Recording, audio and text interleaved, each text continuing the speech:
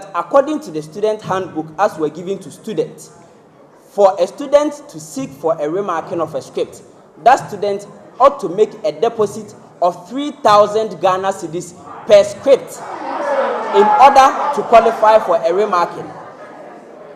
It is the position of the SRC that this 3,000 Ghana cedis required is unconscionable, it is unreasonable, and it is unconstitutional. Because according to Article 296 of the Constitution, where a power is compared, the power should be exercised candidly, fairly, and reasonably. And the requirement of a deposit of 3,000 Ghana cedis is capricious, arbitrary, and unwarranted.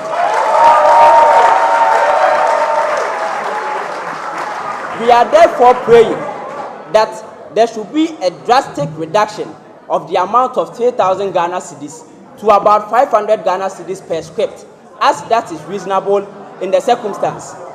Now, what makes the 3,000 cedis requirement absurd is that when a student repeats as a result of trailing more than 3 courses, that student pays 4,000 Ghana cedis for the entire academic year he's repeating. And so if a student repeating is paying 4,000 Ghana cedis, then it becomes unreasonable to require a deposit of 3,000 Ghana cedis per script in order to remark a paper. We think that the General Legal Council should intervene and do something about it, as this cannot be allowed to stand.